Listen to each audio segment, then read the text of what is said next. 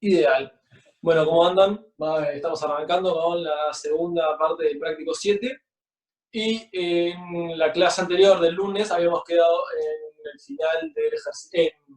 Estamos viendo las opciones del ejercicio 7. Si no me equivoco, habíamos visto la primera nomás, ¿no? ¿Alguien que me confirme eso? Habíamos visto solo la primera. Ahí va, genial. ¿Estoy en lo correcto? No. Muy bien, le habíamos quedado con que era falso y ahora vamos a ver la segunda. Primero que nada, recordamos la letra que planteaba una función, este es el ejercicio 7, función f de x igual a 1 para todo x distinto de 0, para todo x distinto de 1 y f de 1 igual a 0. Esa era la función como estaba definida. Y después nos definían una bola que para los que no recuerdan era la bola de centro reducida de centro 1, radio delta, es igual a x tal que 0 menor x menos 1 menor a delta. Me quedé sin espacio. Bueno, eso era lo que teníamos definido y ahora la afirmación 2 nos dice, la afirmación 2, tenemos acá, dice dado epsilon mayor a 0, existe un delta mayor a 0, tal que si x pertenece a la bola, x pertenece a la bola M1 radio delta, entonces f de x menos 1 es menor que epsilon. Vamos a ver un voto así a vos en el chat. ¿Qué decimos sobre esta afirmación? ¿Es verdadera o es falsa? Verdadero, verdadero. Verdadero, verdadero, verdadero, verdadero, verdadero. Bueno, ahí va, genial. Una cantidad de verdaderos. Fíjense, ¿no? ¿Por qué estamos tan seguros de que es verdadero? Porque acá lo que resulta quizás extraño es el hecho de que se dice x perteneciente a esta bola. Pero si nosotros cambiamos eso, esta parte de acá, por la definición de la bola, es decir, podemos cambiar esto y simplemente decimos que es la definición, ¿no? Es para todo x, tal que 0 es menor que x menos 1, menor que delta. Y lo que nos está diciendo ahí, como dice Ignacio, es, esta es la definición del límite. Dado un epsilon cualquiera, existe un delta, tal que para todo x que cumple esta condición, que es la de la bola, f de x menos 1 es menor a epsilon. Es decir, nos está diciendo la definición del límite. Nos está preguntando, el límite, cuando x tiende a 1, es 1. Y en realidad, por cómo está la función, ustedes ya saben, es la función constante, salvo en el punto acá, ¿no? Esto es 1, esto es esta función de esta forma, ustedes ya saben que tiene límite ahí que vale 1. Y lo han demostrado otras veces, entonces acá ya lo pueden utilizar. Pueden decir que esta función tiene como límite 1, entonces van a saber que la definición de límite la va a cumplir. Por lo tanto, con eso podemos afirmar que la definición 2 es verdadera. Vamos a ponerle acá verdadero. Ahora vamos a ir a la definición 3, al enunciado 3. El enunciado 3 nos dice, cualquiera sea epsilon mayor a 0, es decir, cualquier epsilon mayor a 0, nos dice que no es posible hallar, está diciendo que no existe, un delta tal que si x menos x' es menor que delta, entonces f de x menos f de x' es menor a epsilon. ¿Estamos de acuerdo? Para cualquier epsilon no podemos encontrar un delta tal que si x menos x', este delta es mayor a 0, si x menos x' es menor a delta, entonces la diferencia de sus imágenes va a ser menor a epsilon. ¿Qué dicen de eso? ¿Qué les parece? Falso, falso, falso, falso, falso, falso. Exacto. Entonces, a ver, por ejemplo, ¿alguien se anima a decir un caso, un contraejemplo para demostrar que es falso?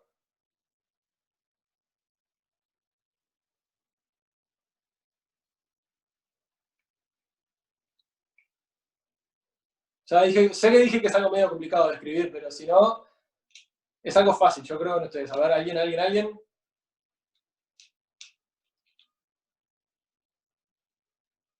Me parece que no, capaz.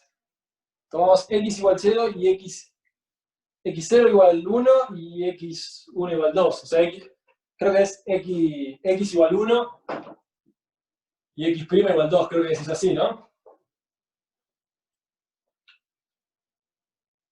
Pero fíjate que también acá te dice cualquier epsilon. Puedo tomar cualquier epsilon. Entonces, cuidado que esto no es la definición del límite, porque el límite acá son números. Es decir, esta x tendría que ser un número y esta fx' tendría que ser otro número. Acá es a dónde es el límite y esto es el valor del límite. Pero no son esos dos. Acá esto es x' y esto es fx'.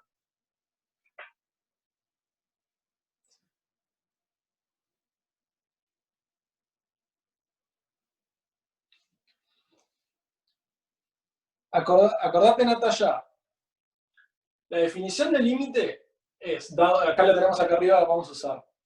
Dado epsilon mayor a 0, existe delta mayor a 0, tal que para todo x que cumpla que 0 es menor que x menos 1 menor a delta, entonces f de x menos 1 es menor a epsilon.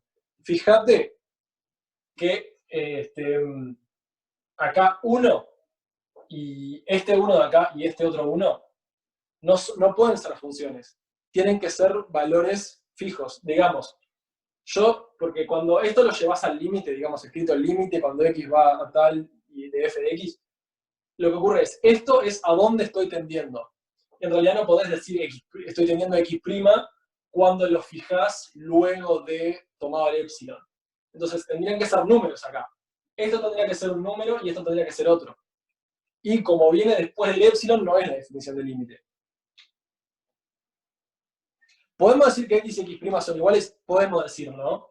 Entonces decimos, cualquier epsilon mayor a 0, perfecto, sea un epsilon, y nos está diciendo que no existe un delta, ¿no? Entonces nosotros tenemos que encontrar un epsilon tal que existe un delta.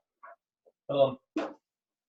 O sea, acá nos dice, para todo no existe, tenemos que encontrar un epsilon que cumpla esto, ¿no? Entonces dijimos que vamos a tomar x igual a x',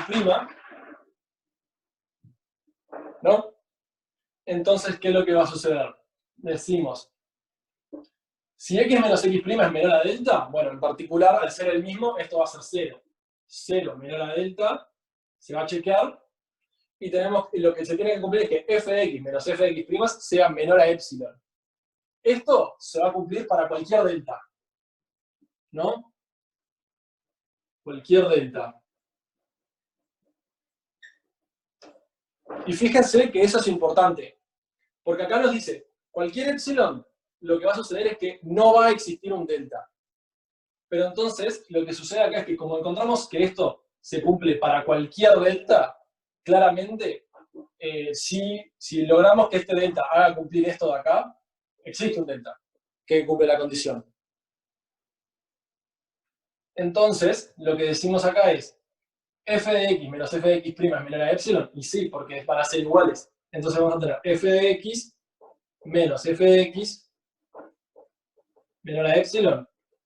Sí, porque esto de acá es 0. Entonces es una fx'. Entonces vamos a tener que se cumplen ambos al mismo tiempo. Cuando acá nos dice, si nos tomamos un epsilon, no puede cumplirse el otro. Si por ejemplo tomamos x' igual 1, sabemos que si tomamos delta igual 1 medio, entonces todos los números entre 0,5 y 1,5 debería ser lo mismo. Su diferencia es 0, o sea que es menor a cualquier epsilon mayor a 0. Perdón, si por ejemplo tomo x' igual 1, sabemos que si tomamos delta igual 1 medio, todos los números entre 0,5 y 1,5 debería ser lo mismo. Entonces su diferencia es 0.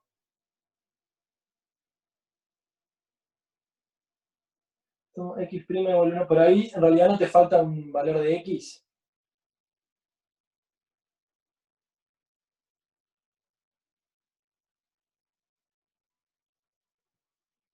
Acá no estamos trabajando por contradicción. Acá nos dice que no existe un delta. Y acá encontramos un delta, en realidad encontramos todos los deltas que queríamos, que nos hacen cumplir la condición. Es decir, se tomó cualquier epsilon, ¿no? Y acá nos dice que no existe un delta para ese epsilon. ¿Qué es lo que sucede? Nosotros tomamos un delta que cumple esta condición, que luego se cumple la siguiente condición. ¿Cómo nos damos cuenta de que eso es falso a simple vista? Acá nos dice, para cualquier epsilon no existe un delta, ¿no? Entonces, lo que sucede es que nosotros podemos tomar un epsilon, porque es un tema de lógica que los que cursan van a entender, ¿no? Pero acá lo que está diciendo es, para todo epsilon no existe un delta, ¿no? La negación de eso, es decir, cuando lo niego, existe un epsilon tal que exista un delta.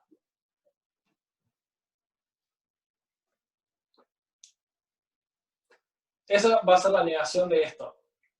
Por lo tanto, para todo epsilon no existe un delta. Cuando lo niego, lo que estoy diciendo es, existe un epsilon tal que para ese epsilon existe el delta. Acá lo que capaz confunde es que no usamos nunca el epsilon. Podría ser cualquiera. Porque como hicimos que la diferencia fuese 0, no pasaba nada. Pero fíjense eso, ¿no? Es decir, cualquier epsilon, nosotros tomamos un epsilon, denle un valor, no importa. Pero luego tomamos que x y x' fuesen iguales, ¿no? El delta, sea cual sea, porque tampoco nos importa, nos sirve cualquier delta, ya que 0 es menor a delta, para cualquier delta mayor a 0, cumple la primera restricción, y entonces se cumple y luego vemos que también se cumple la segunda. Es decir, encontramos un delta para que se cumpla esto, cuando acá nos dicen que no existe un delta para el cual se cumpla eso. Entonces, negamos lo que nos dicen. Acá dicen, no existe un delta que se cumpla eso, y nosotros le decimos, bueno, tomando estos puntos, podemos encontrar un delta. Cualquiera, en realidad, si se toman los puntos en particular.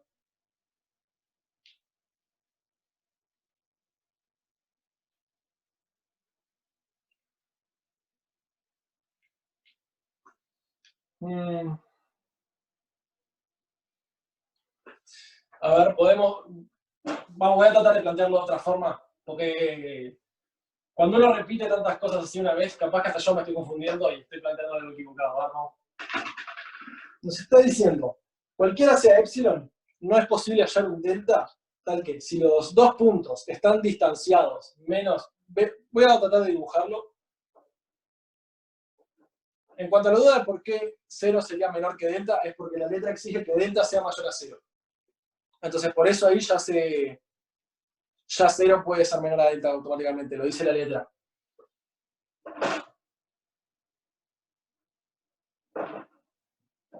Lo que nos está diciendo la letra es, dado cualquier epsilon, ¿no?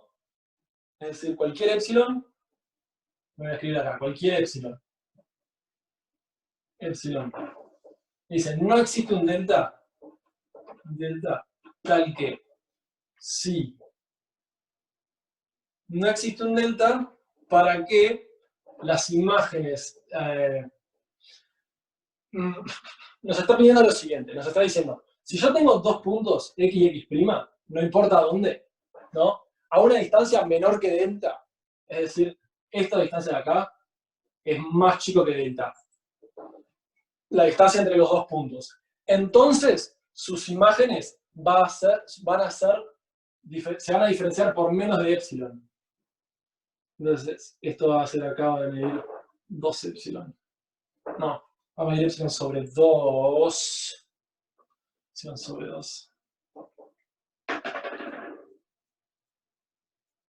La distancia tiene que ser menor que delta y la distancia de esto tiene que ser... No, nos está diciendo esto. Nos está diciendo, tomado cualquiera de dos puntos cuya distancia es más chica que delta, entonces lo que va a suceder es que sus imágenes van a estar a menos de epsilon de sí.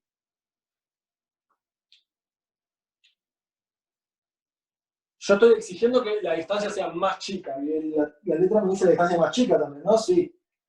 Nos está diciendo, los dos puntos se separan menos de delta, entonces sus imágenes se separan menos de epsilon. Entonces, lo que sucede es que nos dicen, sea cualquier epsilon. En realidad esto debería decir para todo, para un lugar todo X.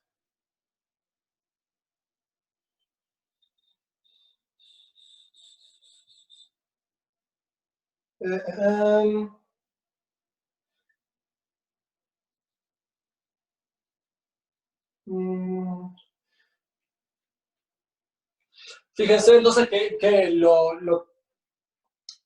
está negando la continuidad de la función en X. Espera que no me estoy dando cuenta. Lo que va a suceder en particular claramente es cuando yo tomo el punto de discontinuidad, ¿no? Como algo particular. ¿Y qué es lo que va a suceder? Yo voy a decir, la distancia entre estos dos puntos puede ser tan chica como yo quiera, es decir, puedo satisfacer la condición de delta, y luego sus imágenes van a separarse sí o sí por una distancia de 1. Pero en particular, si yo me tomo un epsilon más grande que 1, es decir, si yo me tomo un epsilon más grande que 1, sí o sí, si yo me tomo un epsilon más grande que 1, lo que va a suceder es que voy a tomar en cuenta todo el intervalo de las imágenes posibles, ¿no? Porque las imágenes acá son o 1 o 0. Pero si epsilon es más grande que 1, sí o sí una imagen va a estar a epsilon de distancia de la otra. ¿Eso queda claro? Entonces, acá me está diciendo, para cualquier epsilon, en particular, si yo me tomo un epsilon más grande que 1, cualquier delta me va a garantizar que si los dos puntos están a menos de delta, sus imágenes se van a separar por menos de epsilon. Ahora se entiende un poco más. Es decir, me está diciendo cualquier delta, y yo le voy a decir, perfecto, en particular me voy a tomar este delta. Este epsilon, perdón. Ese va a ser mi epsilon, todo este intervalo de acá. ¿Y qué sucede?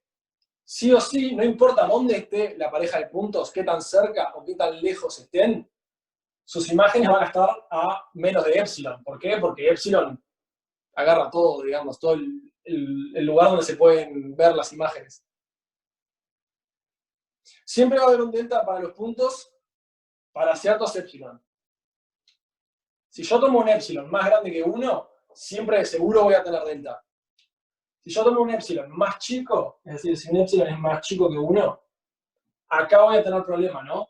Porque a epsilon de acá sería tipo hasta acá y acá, digamos. Entonces, si epsilon es más chico que 1, lo que va a suceder es que tomando el punto de discontinuidad no se va a cumplir. Sí, porque fíjate, nos dice, para cualquier epsilon no existe un delta. Y yo te digo, perfecto, yo me tomo un epsilon más grande que 1 y cualquier delta me sirve. Entonces lo estoy negando, ¿no? Ellos me dicen, para cualquiera no existe, y yo te digo, para este en particular existe. Es más, existen un montón. Ahí quedó un poco mejor, creo yo. ¿Se entendió? Sí, sí, sí, está. Ahí va, genial.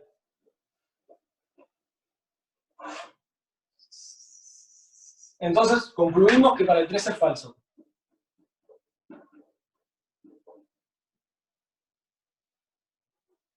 Muy bien. Y ahora tenemos que pasar al último, que es el 4.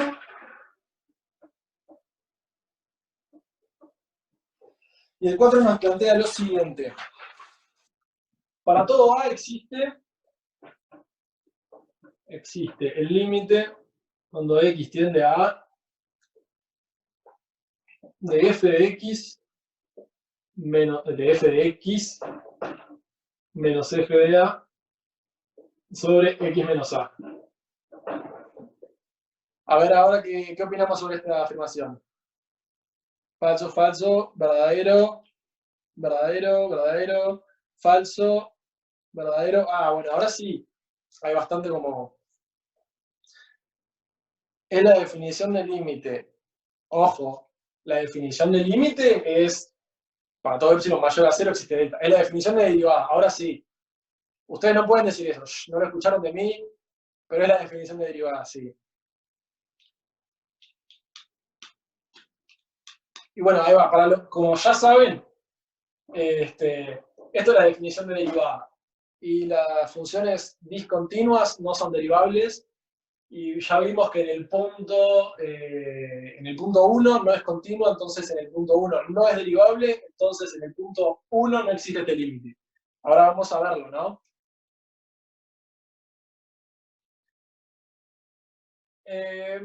Entonces, ¿qué vamos a decir? Nos afirman que esto existe para todo A, y entonces vamos a decir falso. ¿Cómo vamos a decir que es falso? Ellos nos afirman que existe para todo A, nosotros vamos a encontrar una para el cual no existe. Entonces vamos a decir sea A igual a 1, ¿no? Entonces esto pasa a ser el límite cuando x tiende a A de, cuando x tiende a 1, vamos a hacer más grande, el límite cuando x tiende a 1 de f de x menos f de 1 dividido x menos a. 1. Bueno, pasa al lado.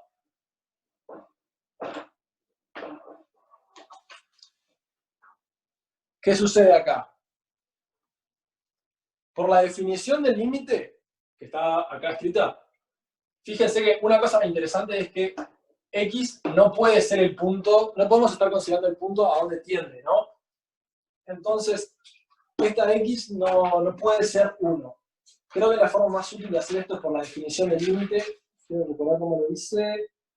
Sí. Por lo tanto, el límite de f de x, como ya vimos, es 1, porque lo vimos en la parte 2. El límite de f de x ya es 1, ¿no?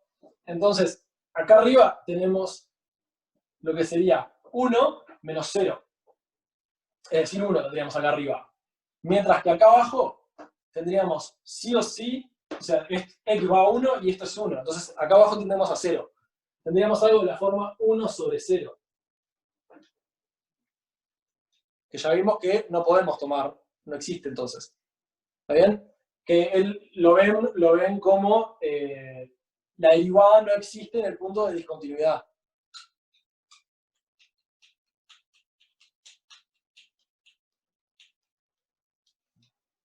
Fíjense que, ¿cuánto? F de 1 es 0, ¿no? Entonces, esto de acá podemos decir que es el límite, cuando x tiende a 1, de f de x, que habíamos visto que era 1. Y el límite, cuando x tiende a 1, de una constante, y esta constante vale 0. F de 1 es 0. Entonces, acá ponemos 1 menos 0. Mientras que abajo, ¿qué tenemos? Abajo tenemos algo que tiende a 1 menos 1. Entonces, nos estamos yendo a 0.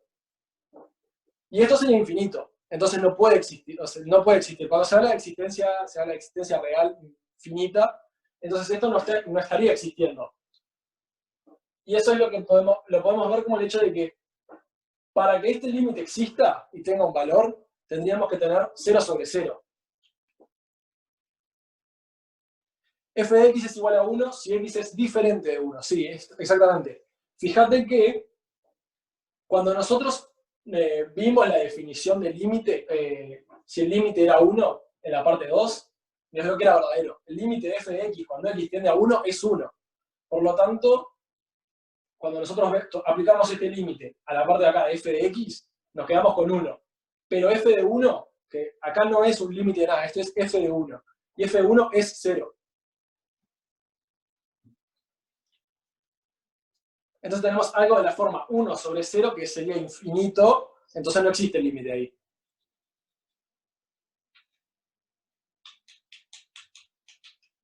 ¿Está bien? Entonces, esto nos quedó falso.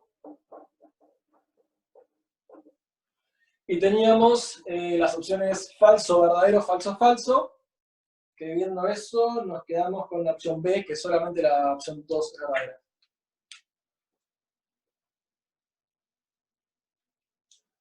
¿Por qué es que no existe? Porque dice algo de existencia finita. No.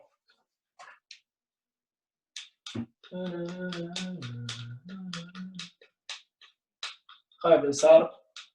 Bueno, podés verlo de la siguiente manera, ¿no? Porque esto sería infinito, no significa que no exista. Si vos aplicás esta definición para uno de los laterales, es decir, si vos ves esto como x teniendo a 1 más, acá abajo te queda algo positivo y acá arriba te queda 1. Entonces tenés 1 sobre 0 más. Pero si lo ves desde x yendo a 1 menos, tenés 1 sobre 0 menos. Entonces por un lado tenés más infinito y por el otro lado tenés menos infinito.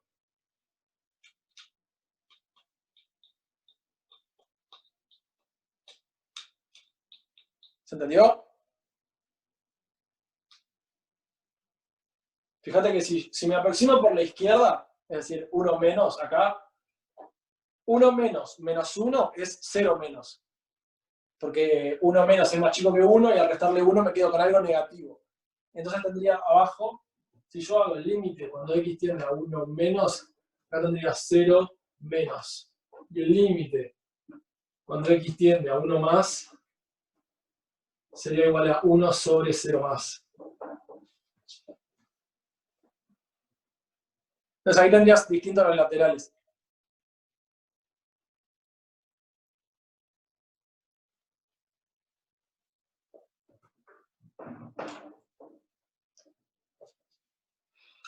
Que esto es más infinito, vale a menos infinito.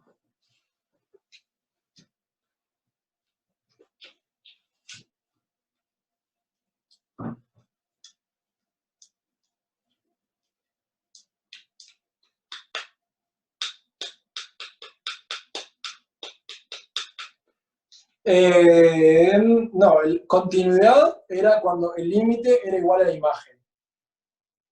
Eso era continuidad. La continuidad es la relación entre el límite y la imagen. Es decir, si el límite no coincidía con la imagen, es decir, si el límite cuando x tiende a A de f de x no es f de A, entonces será discontinua, no continua. En cambio, si son iguales, se habla de una función continua.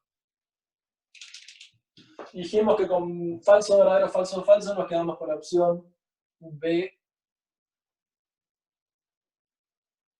como la respuesta al ejercicio.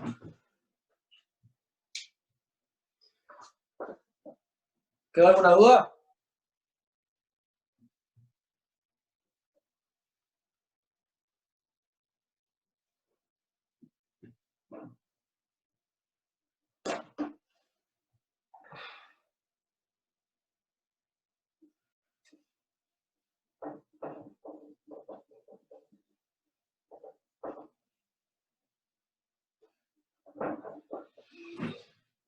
Muy bien, seguimos entonces.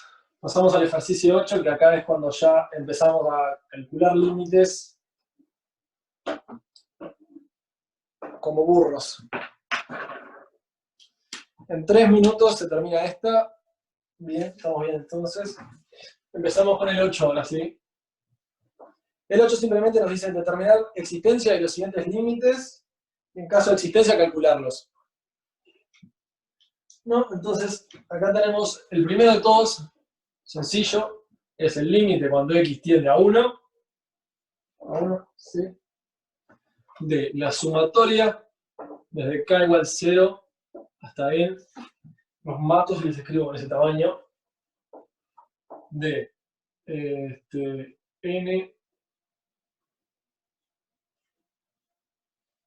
igual 0 de x a la k dividido x cuadrado más 1. Si no me equivoco, perfecto.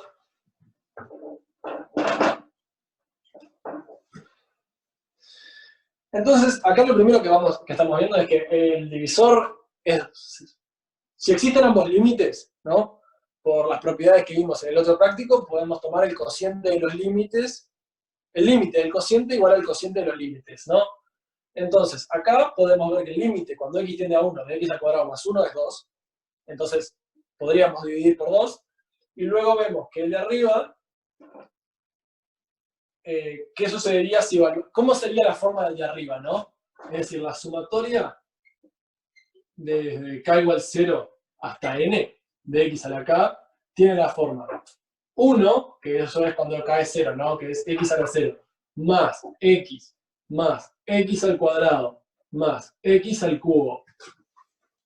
Y esto en realidad lo podemos pensar, cada uno de estos términos es continuo y le podemos aplicar el límite, ¿no? Entonces, ¿qué es lo que vamos a hacer? Vamos a decir que esto es igual a la suma, como dijimos, como existen ambos límites y el de abajo no es 0, podemos tomar el límite de cada término, ¿no? Entonces decimos, el límite, cuando x tiende a 1, de la sumatoria de k igual 0 hasta n de x a la k, dividido el límite, cuando x tiende a 1, de x a la 2 más 1. Se va a cortar, sí, en cualquier momento, menos mal porque... menos mal no, pues, gracias por avisarme porque me iba a olvidar. Pero bueno, y esto de acá, esto sabemos que es 2, y lo de arriba ahora lo vamos a desarrollar. Como es una suma de términos, voy a tomarme la suma de los límites, ¿no? Que es lo que voy a escribir acá cuando se corte. K igual 0 hasta m del límite, cuando x tiende a 1. Perfecto. Entonces, lo que les decía es que, como acá tenemos el límite de una suma de muchos términos, y ya demostramos que el límite de la suma es la suma de los límites, ¿qué vamos a hacer? Vamos a pasar el límite para dentro de cada uno de los términos. Es decir, vamos a tener el límite de 1 cuando x tiende a 1, el límite de x cuando x tiende a 1, el de x a la 2 cuando x tiende a 1. Y así para cada término, ¿no? El de x a la k. Dividido. Y bueno, como ya habíamos visto que esto era continuo, acá podemos poner 2. Entonces, ¿qué sucede? ¿Cuál es el límite de 1 o x o x al cuadrado o x a la 3? Los suspensivos acá. Por ser continua, los polinomios, sabemos que lo que hay que hacer es evaluar, ¿no? Entonces, esto es igual a la sumatoria desde k igual 0 hasta n de ¿cuánto es evaluar cada uno de estos términos en 1? Es 1 nomás. Entonces esto es la suma desde k igual 0 hasta n de 1 dividido 2. Y acá, contando la cantidad de términos que tiene esa sumatoria, nos queda n más 1 dividido 2. Ahí quedó. ¿Alguna duda de eso? No parece haber. Genial. Vamos a los otros más divertidos.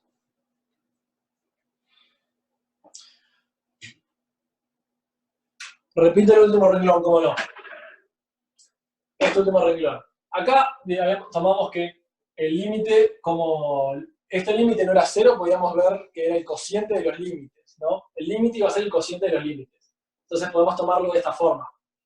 Luego, el polinomio x a la 2 más 1 es continuo porque todos los polinomios son continuos. Por lo tanto, lo único que hacíamos era evaluábamos y teníamos 2. Y esto de acá arriba es una suma de polinomios, ¿no? Porque 1 es un polinomio que tiene el único coeficiente 1. X es un polinomio que tiene como coeficiente 1 en el grado 1 y ya está. Y así con cada uno, ¿no? Entonces, como todos estos son continuos, lo que podemos pasar es el límite, lo aplicamos en cada uno de ellos, ¿no? Y luego lo que tenemos que hacer es evaluarlo. Entonces, esto es aplicar el límite a cada término de esta suma, y luego acá lo que hacemos es, como cada término es continuo, lo evaluamos. Y nos queda que cada término, su límite es 1. Entonces nos queda 1 acá, más este 1, más este 1, más este 1, hasta n. Y luego, ¿por qué son n más 1? Porque en realidad desde 0 hasta 1, desde 0 hasta n hay n más 1 términos, ¿no? Si quieren, cuéntenlo con los dedos, digamos, desde 0 hasta 9 hay 10. Por eso son todos los dedos de las manos sin usar el 0. Pero en realidad el más 1 es porque el 0 es un término y luego desde 1 hasta n hay n.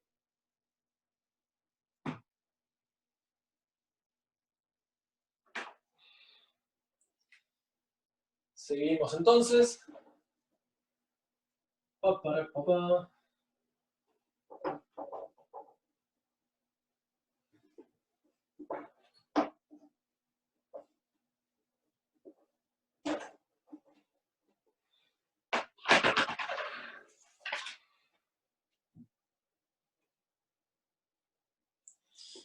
Vamos a hacer el C también, pero es bastante sencillo. Esto nos pide el límite cuando x tiende a 0, cuando x va a 0, de x a la 5 menos x a la 3, menos 5x a la 2, más 5x a la 2, dividido x a la 7 menos x a la 4, más x a la 2, menos x a la 4, más x a la 2. ¿No? Fíjense que acá lo que sucede es, si evaluamos, tenemos el problema de que estamos en un cociente de 0 sobre 0, ¿no? Porque es decir, ambas funciones son continuas, nuestro instinto nos dice, ponemos el 0 en la de arriba y en la de abajo, y lo que da esa fracción ya está, ese resultado. Pero si evaluamos 0 acá y acá, lo que sucede es que tenemos 0 sobre 0. Entonces, no podemos hacer eso. Lo que vamos a hacer es factorizar, como dice Bruno. Vamos a decir, bueno, ¿qué es lo que está dando problemas? Es el hecho de que 0 es raíz. Entonces hay que sacar para afuera la raíz. ¿Cuál sería la raíz? El x. Entonces lo que tomamos es el x cuadrado, porque 0 es 2 veces raíz de cada polinomio. Lo sacamos de factor común. Entonces vamos a tener el límite, cuando x tiende a 0, de x a la 2 por x a la 3 menos x a la 1 más 5 dividido x a la 2 por x a la 5 menos x a la 2 más 1. Y ahora al tener x al cuadrado tanto arriba como abajo, podemos tacharlo, ya que sigue siendo equivalente a la fracción. Y tenemos x a la 3 menos x más 5 y x a la 5 menos x a la 2 más 1, que al evaluar en 0, y son continuas ambos y ambos tienen límite, tenemos 5 arriba y 1 abajo. Esos son los límites de arriba y de abajo. Al ser continuas lo podríamos conseguir evaluando en 0. Entonces, nuestro límite pasa a ser 5 sobre 1.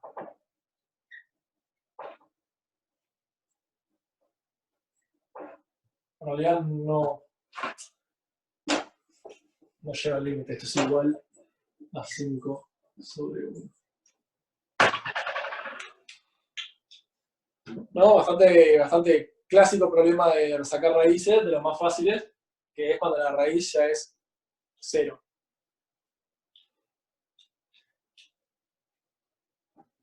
Imagino que se nota. En el B es evaluar en 2 nomás.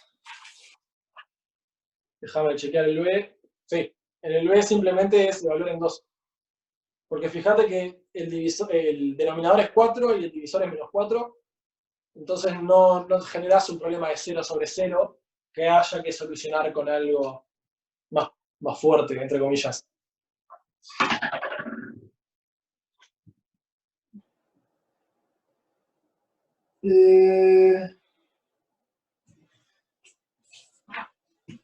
Podemos hacer el F. El F, que es el límite cuando x tiende a 1,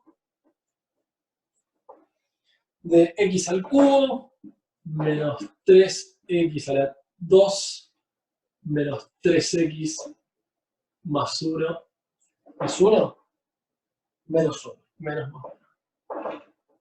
más menos. Dividido x al cubo menos 2x.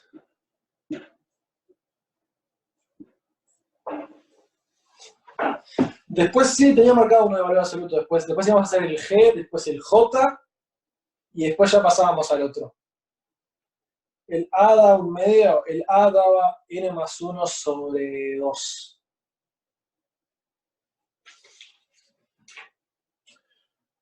Bueno, x al cubo menos 3x más 3x menos 1, x al cubo menos 2x.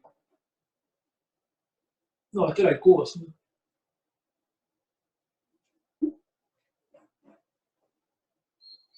Sí. Entonces, ahora, ¿qué es lo que sucede? De vuelta, si evaluamos el 1, tenemos 1 menos 1, que es 0, y 3 menos 3 más 3, que es 0, arriba va 0, y abajo tenemos 1 menos 2 más 1, que también es 0. Entonces, hay que ver cómo solucionamos la determinación de 0 sobre 0.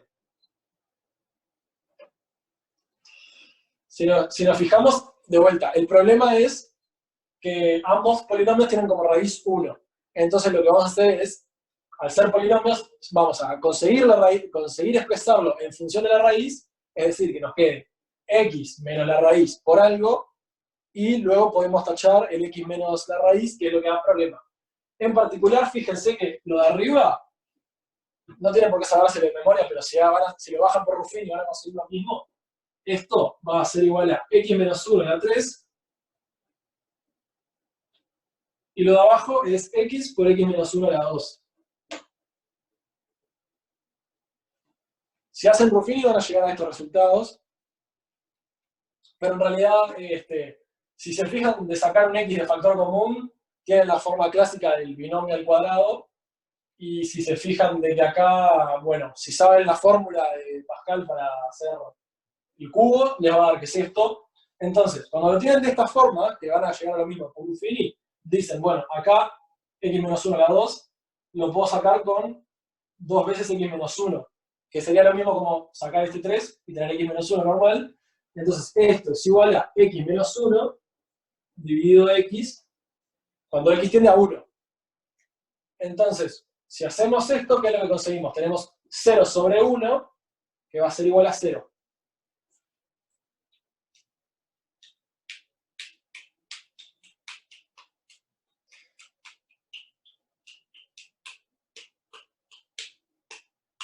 Genial, ¿no? Es así. Y ahora ya pasamos a lo de valor absoluto. Achú. Tengo que estornudar, perdonen.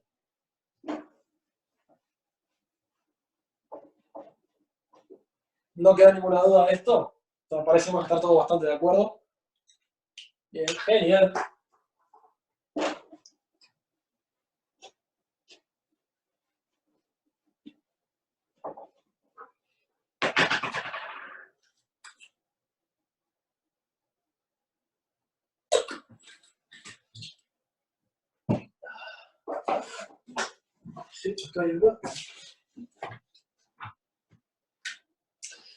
Entonces ahora pasamos al G, límite, cuando x tiende a 1, de valor absoluto de x menos 1 a la 2, dividido x menos 1 a la 2.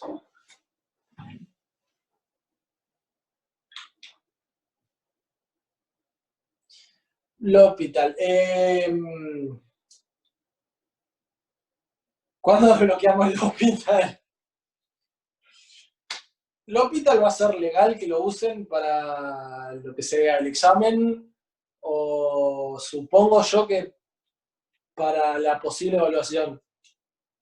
Se está hablando de que quizás haya una, así que si hay una sola, seguramente pueden usar L'Hopital. Pero bueno. Evaluación. No, examen va a haber, eso seguro.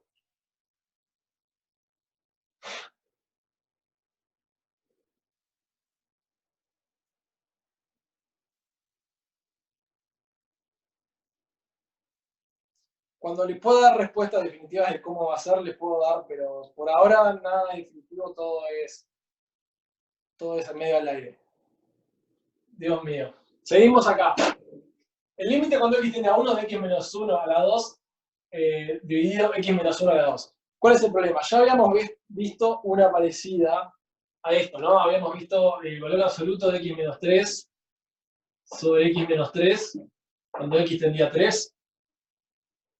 Y habíamos visto que esto no existía.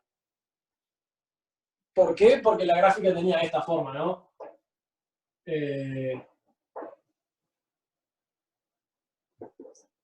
Entonces, teniendo esta forma, ese límite nunca iba a existir. Pero ¿qué es lo que sucede con esta? yo les sugiero verlo de esta forma, ¿no? ¿Cómo definimos el valor absoluto de x menos 1? El valor absoluto, bueno, es el valor absoluto de x menos 1 a la 2 es igual a los llaves, es x menos 1 a la 2, si x menos 1 a la 2 es mayor a 0, mayor o igual a 0, o menos x menos 1 a la 2, si x menos 1 a la 2 es menor que 0. Entonces, esto es lo que estamos viendo. Estamos viendo ahora x menos 1 a la 2. ¿Es más grande o igual que 0? Sí. Porque se había visto que una función al cuadrado siempre es mayor o igual que 0. Cualquier cosa al cuadrado siempre es mayor o igual que 0 en los reales. Entonces, podemos ignorar esta parte de acá abajo. Podemos ver que el valor absoluto de x menos 1 a la 2 es x menos 1 a la 2. Entonces, viéndolo de esa forma, lo que tenemos acá es el límite, cuando x tiende a 1, de x menos 1 a la 2 sobre x menos 1 a la 2, que es igual a 1.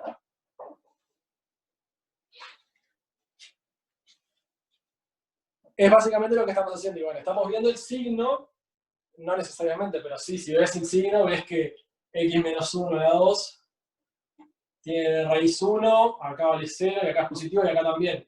Entonces, a lo que llegas es que el valor absoluto siempre termina valiendo x menos 1 a la 2. Entonces, podemos suplantar acá cuánto vale, y al ver que tenemos un cociente de cosas iguales, sabemos que es 1.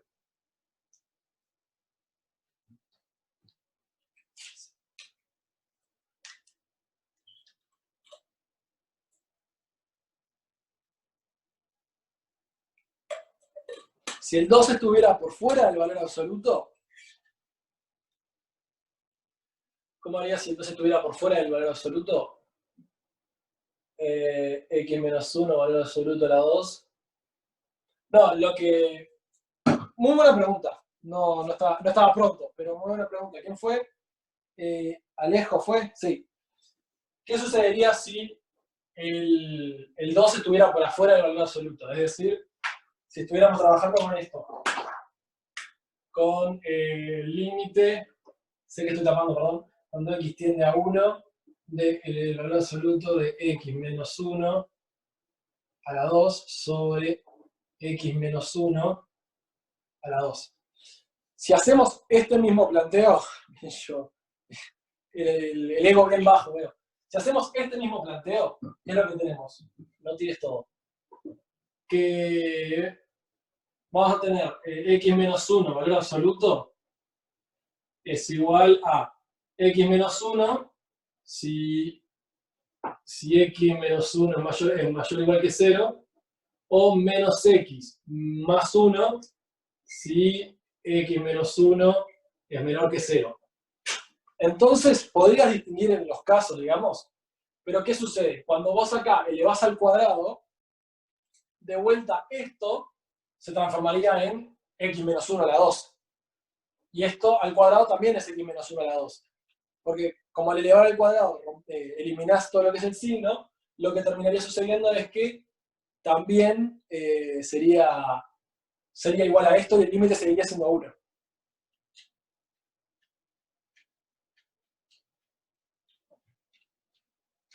Porque fíjate que el problema, digamos, de la vez que lo habíamos hecho sin el cuadrado, era que el de abajo se podía hacer negativo mientras que el de arriba no. Al estar los dos al cuadrado acá, ambos son positivos siempre.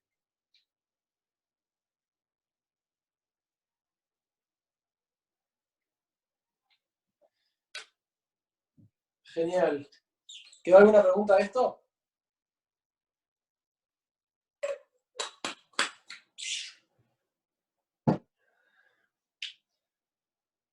Y si fuera la 3. Si fuera la 3, ahí no existiría el límite. Es más, si quieren, lo pueden probar y muestren que esto para potencias pares tiene el límite 1 y para potencias impares no existe el límite. Podrían hacer eso. Pero en realidad, a lo que viene esto es que si la potencia es par, siempre va a ser positivo sobre positivo con el mismo valor. Entonces, no pasa nada, digamos, siempre es 1. Pero si la potencia es impar, lo que termina pasando es que un negativo a la 3 es negativo. Entonces, acá tendría un negativo, mientras que acá arriba sería sí o sí positivo porque tengo el valor absoluto. Entonces, como siempre tengo algo sobre su opuesto o algo sobre sí mismo, es que vale 1 y menos 1. Pero en cambio acá siempre son iguales, entonces siempre vale 1. Bueno, entonces vamos a ir pasando. ¿Cuánto queda? Queda media hora. Vamos a pasar al ejercicio 9. Acuérdense igual que la semana que viene vamos a seguir con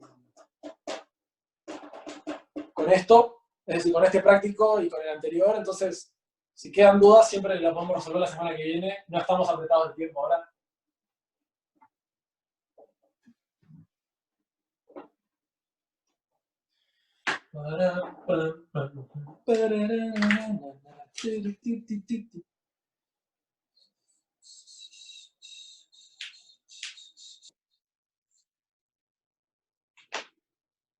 Tenía que meter el B. Límite cuando x tiende a infinito. ¿De qué? De nada más y nada menos que 2x más 3 dividido 2x más 5 más 3. No va a ser hasta n más o más. Más un veces. Siguen hablando de ese también. ¿Alguna opinión de cuánto da ese límite? Quiero escuchar que alguien diga una opinión. 1, 1, 1, 1, 1, 1, 1. Muy bien. Y ahora quiero opinión de la gente que no estaba pensando en el teorema de órdenes para calcular ese límite.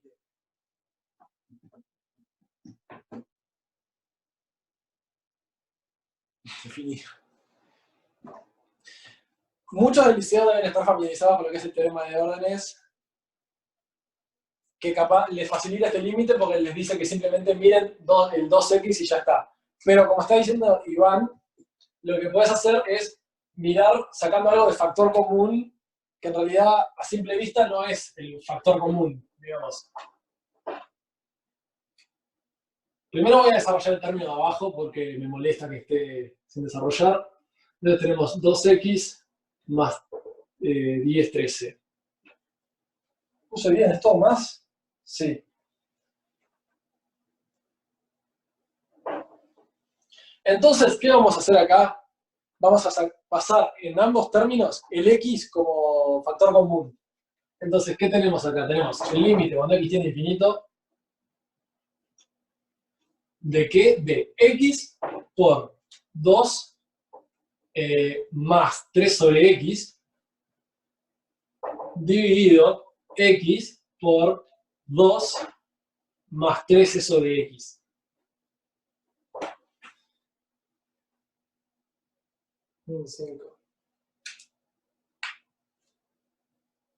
Entonces, ¿qué tenemos acá? Acá podemos decir, bueno, tanto este como este son un factor común, entonces lo podemos tachar.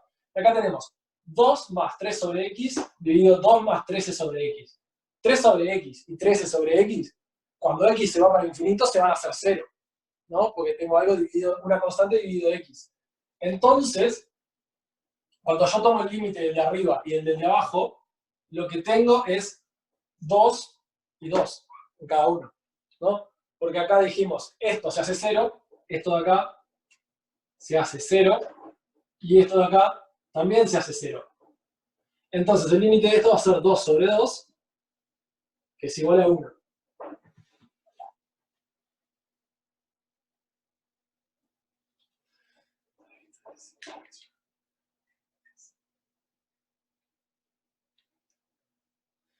No está permitido decir teorema de órdenes.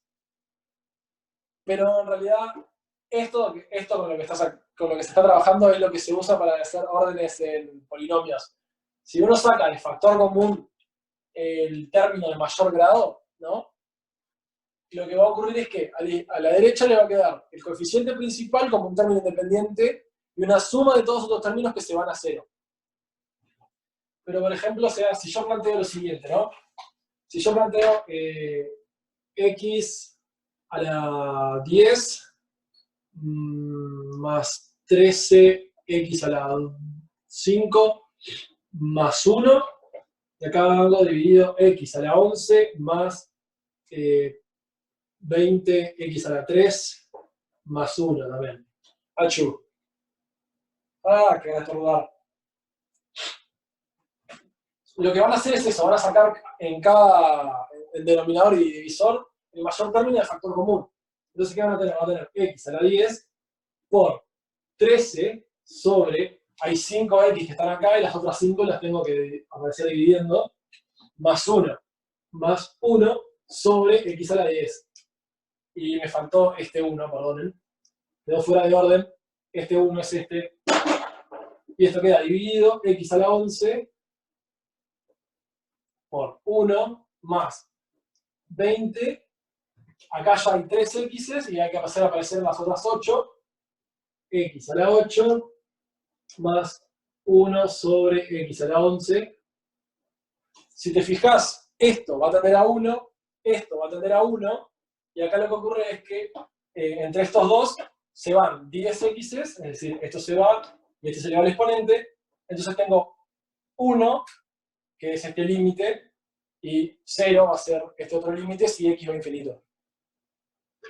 O sea, eso es el teorema de órdenes en polinomios. Simplemente van a factorizar el x de mayor grado para afuera, y luego les va a quedar algo que tiende a 1, o el coeficiente del mayor x, por el x. Y luego, si lo hacen arriba y abajo, se van a ir tachando.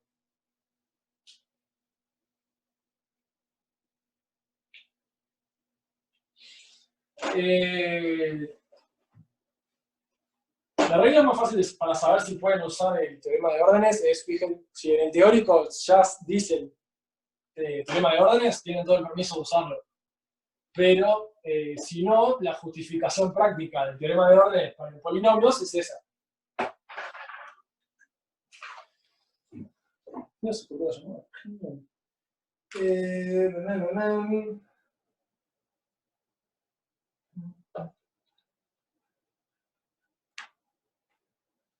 el G dice, el límite cuando x tiende a infinito de raíz de x a la 4 menos x a la 3 más 1 menos raíz de x a la 4 más 15 x a la 2.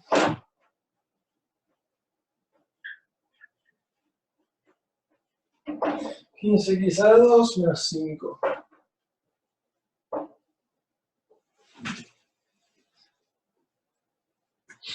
Entonces tenemos esto de acá, y este es un tipo de indeterminación distinta al que tenemos, ¿no? Al que estamos acostumbrados. Porque si hacemos el límite de cada término, este tiende a infinito y este otro también tiende a infinito.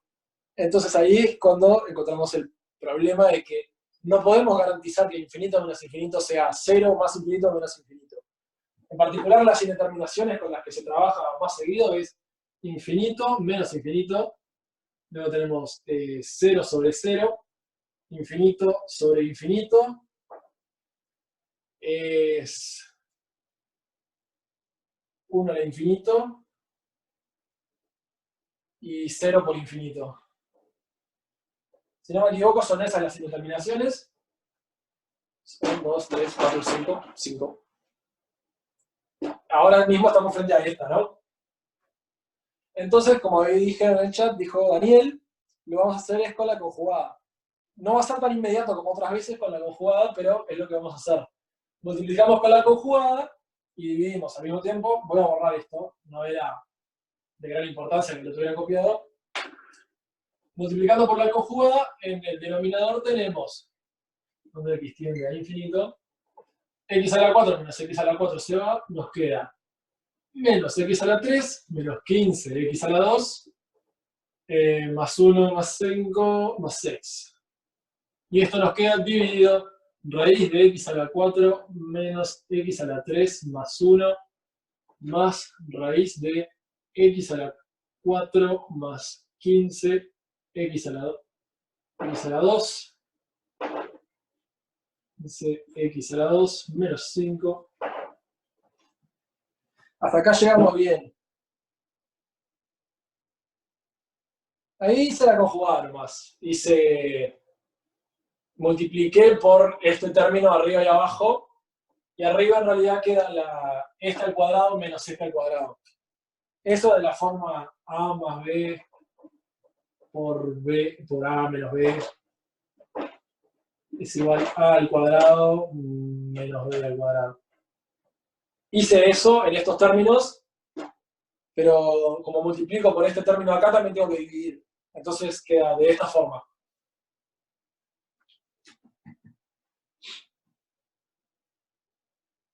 ¿Estamos bien?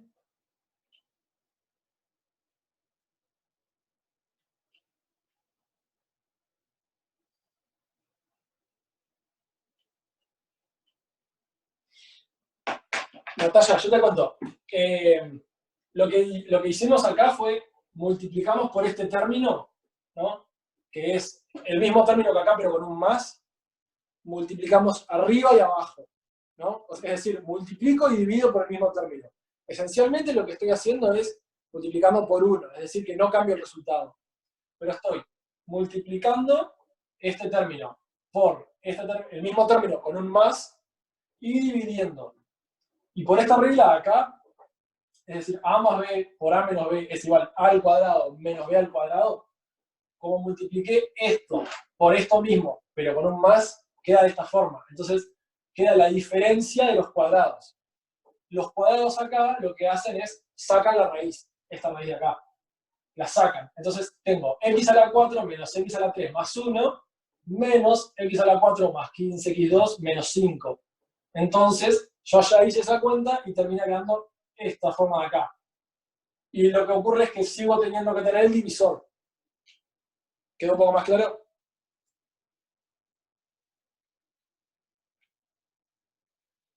Ahora sí, genial. El problema es que ahora capaz se preguntan o capaz se trancaron de cómo podemos decir de qué de estos términos es más grande, ¿no? Ya que capaz no salta a la vista. Increíblemente vamos a hacer ese teorema de órdenes, como habíamos dicho, acá en la división, ¿no? Ambos términos son de x a la 4. Entonces, ¿qué vamos a hacer? Vamos a sacar el x a la 4 del factor común. Entonces voy a terminar teniendo menos x a la 3 menos 15 x a la 2 más 6 dividido raíz de x a la 2, a la 4, perdón, menos, paréntesis, 1 menos 1 sobre x más 1 sobre x a la 4 más raíz de x a la 4 por 1 más 15 sobre x a la 2 menos 5 sobre x a la 4. Cierro ahí. Entonces, haciendo como les había contado la otra vez, sacando el término de mayor grado del factor común, tengo x a la 4 acá y acá. Mientras que estos dos, cada uno va a tener a 1, ¿no? Porque fíjense, esto tiende a 1, esto va a 0, va a 0, esto es 1, y esto va a 0 y va a 0. Entonces, esto tiende a 1, y tengo el término de x a la 4 para afuera. Lo que podemos hacer es sacarlo del factor común, la raíz, ¿no? Con la raíz. Entonces, podríamos sacar para afuera raíz de x a la 4, y te quedaría multiplicado por la raíz de 1 más todo esto. Y raíz de x a la 4 es x a la 2. Entonces tendríamos menos x a la 3. Arriba también tendríamos que haber hecho lo mismo. Es decir, tendríamos x a la 3 por menos 1 menos 15 sobre x más c. más 6 sobre x a la 3. Todo esto queda dividido, x a la 2. Fíjense que voy a sacar para afuera un x a la 2 de cada uno de estos términos, entonces también lo voy a sacar de factor común. Entonces vamos a tener x a la 2 por raíz de 1 menos 1 sobre x más 1 sobre x a la 4 más raíz de 1 más 15 sobre x a la 2 más 5 sobre x a la 4. Eso no importa mucho. Entonces acá tenemos x a la 3 arriba y un x a la 2 abajo. Entonces nos quedamos con un x arriba en total. Entonces tenemos x por algo que tiende a menos 1 dividido algo que tiende a 2. Pero lo que nos importa entonces es que en realidad esto va a ser menos x mayoritariamente. Es decir, si tomamos el límite de esto ignorando que x va a tener infinito, nos queda menos x. Y x teniendo infinito, menos x es menos infinito. Y abajo sería una constante que sería 2. Entonces acá tenemos menos infinito.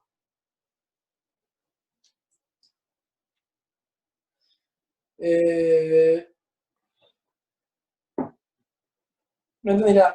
¿Cuánto me queda? 3 minutos. Te explico bien. Pedro. Desde el comienzo, ¿no? Acá lo que tenemos es una diferencia de raíces que ya de por sí es más difícil de manipular que otros términos como los polinomios. Lo primero que hacemos es multiplicar, por el conjugado. El conjugado es esta misma expresión, pero con un más, ¿no? Luego, por esta regla acá que dice que a menos b por a más b es igual a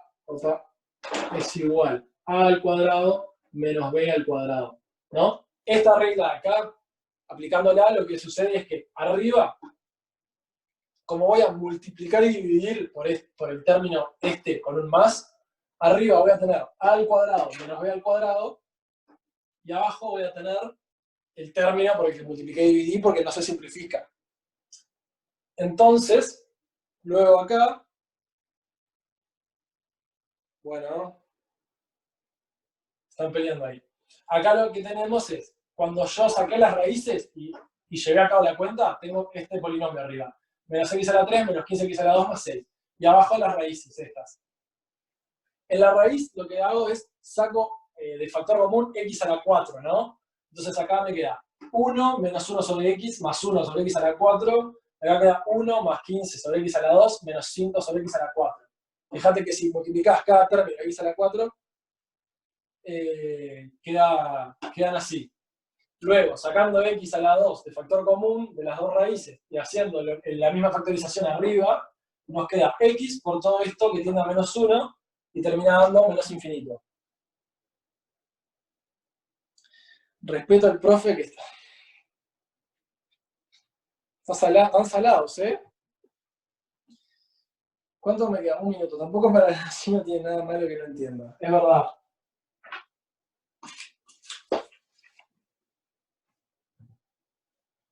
Bueno.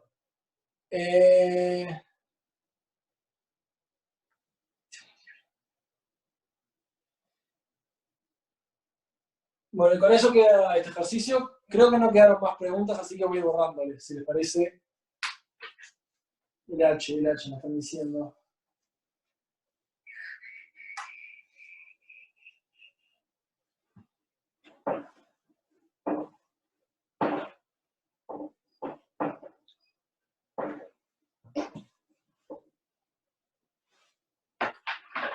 Vamos a hacer el H, que veo que unos cuantos le pidió. Unos cuantos me pidieron el del H. Que bueno, me parece que va a quedar para la siguiente parte de la llamada porque se va a cortar. Les prometo que vamos a hacer el 12, que estaba más divertido. Y en realidad el 10 creo que lo vamos a saltear porque es mucho de lo anterior. Entonces vamos a hacer el H. Y después capaz que vamos a pasar al 12 o algo del 11. El 11 es bastante rápido, el 12 lleva un poco más. El 14 seguro queda para la semana que viene. Ahora nomás se corta, pero voy escribiendo. límite cuando x tiende a infinito de seno de x más 1.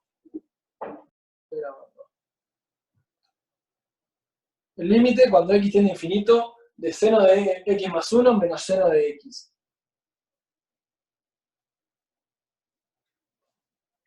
¿Alguien se anima a decir su opinión? ¿Existe o no existe? ¿Cuánto vale?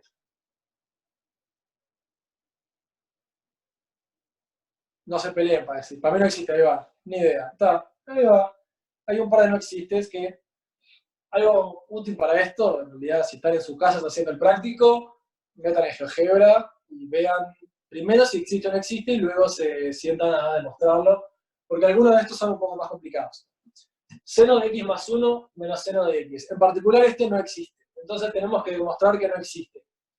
Una de las formas, o sea, en realidad la que vamos a usar ahora para demostrar que esto no existe es, vamos a encontrar que siempre hay dos puntos, no importa qué tan lejos en el infinito estemos, siempre podemos encontrar dos puntos tales que su imagen tenga una distancia fija, ¿no? Entonces, para eso les voy a decir, por ejemplo, tomemos siendo esta f, si tomamos f de 0, ¿no? Esto es igual a seno de 1 menos seno de 0. Que tiene un valor preciso, pero a efectos prácticos creo que es 0,48, una cosa así. Déjenme buscar. Es... pasando a este... 0, más o menos 0,8.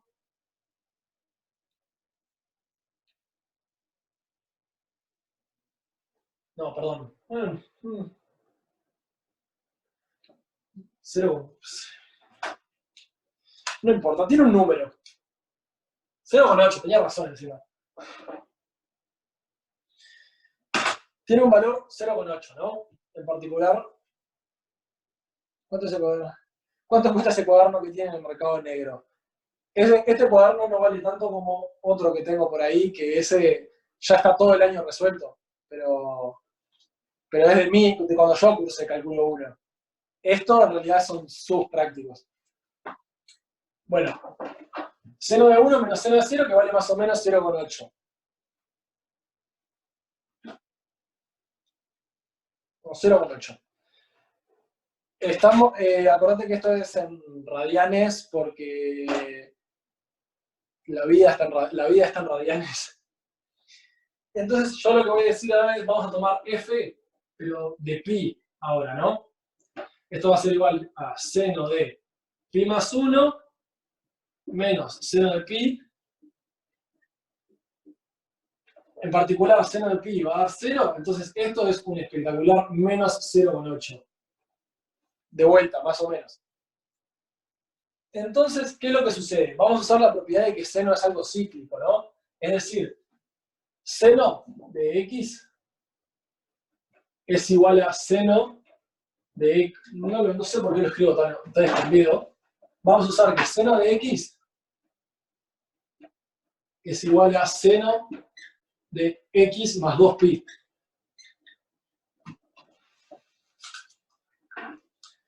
Entonces, usando esto, es una boludez probar que f de x es igual a f de x más 2pi, ¿no? Porque en realidad cada uno de los senos les va a quedar igual por esta propiedad.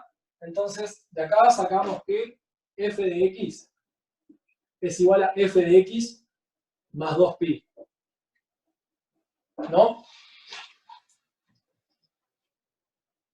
Entonces, ahora, ¿qué es lo que sucede? Cualquier número siempre podemos, en cualquier momento podemos ir a buscar más hacia el límite una imagen donde da 0,8 y otra donde da menos 0,8. Entonces, lo que vamos a decir es, planteamos la existencia del límite, es decir, para todo epsilon mayor a 0 existe delta mayor a 0, tal que si, no es con delta, es con k, perdonen, existe k mayor a 0, tal que para todo x que cumpla que x es mayor que k, el valor absoluto de f de x menos el supuesto límite L es menor que epsilon, ¿no? Fíjense qué es lo que sucede si nosotros acá tomamos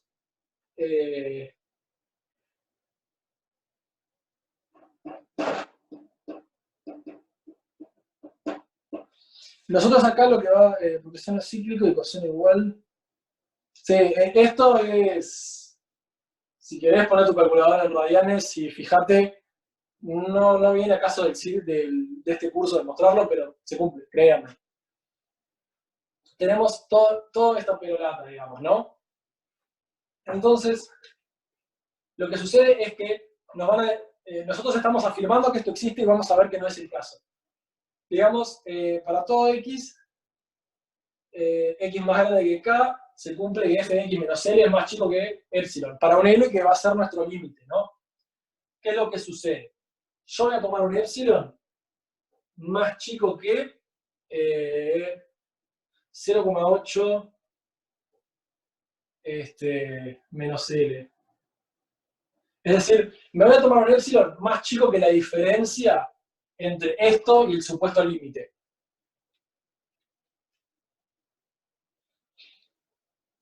En realidad no les va a ayudar esto, esperen.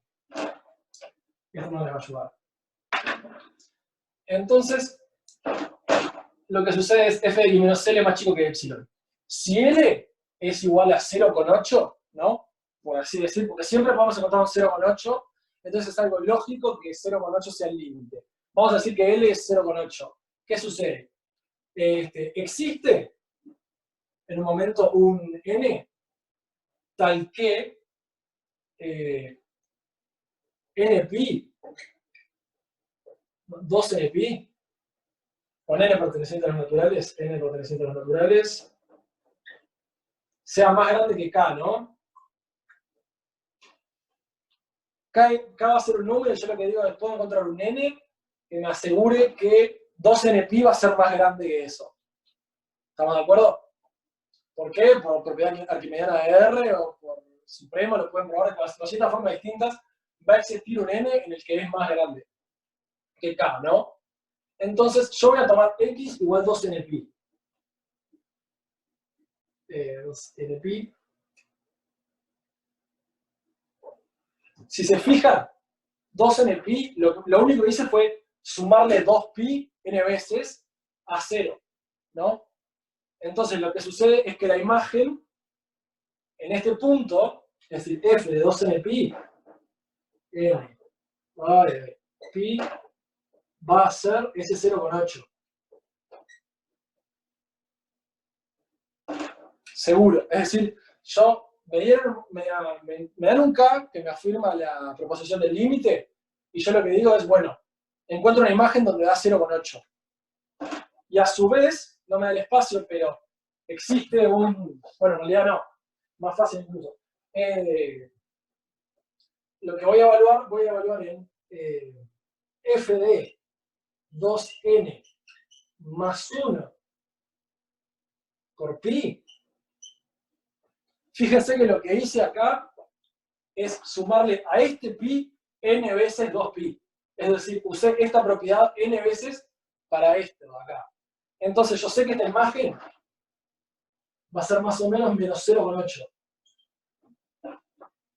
Porque esta propiedad me garantiza de que la imagen va a ser esta. Porque lo que hice fue sumarle n veces 2pi a pi. Entonces yo mantengo que esta imagen va a ser menos 0,8. ¿Qué es lo que sucede ahora? Si yo me tomo un epsilon que no me permite, lo que va a ocurrir es, voy a tomar un epsilon que no permite que estas dos condiciones se cumplan al mismo tiempo. Es decir, porque lo que nos está afirmando es 0,8 menos L es más chico que epsilon y menos 0,8. Tengo que borrar algo y no sé qué. Voy a borrar esta definición, disculpen. Pero no me entra todo lo que quiero escribir. Lo que sucede es que ahora están afirmando que 0,8 menos L es más chico que epsilon para todo epsilon. Y, bueno, no, mentira. Bueno, sí, para todo epsilon. Depende porque K depende de epsilon, perdonen. Y menos 0,8 menos L es más chico que epsilon, ¿no? Si se dan cuenta, si tomamos un epsilon lo suficientemente chico, no se pueden cumplir ambas al mismo tiempo.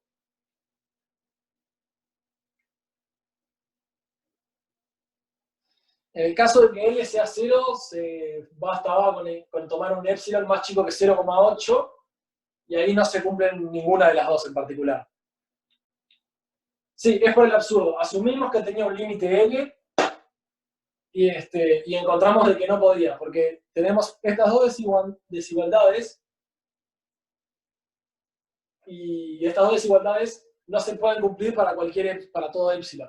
Es decir, para todo epsilon van a tener que, se les asigna un K y ustedes encontraron un número más grande que K que tiene esta imagen y lo hacen más chico y me dejaste sin palabras, Felipe.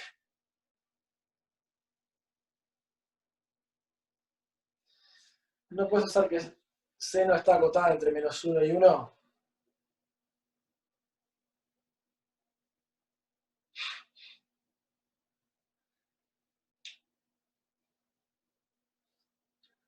Sí, el hecho de que C no está acotada entre -1 y 1 es algo que ya se sabe.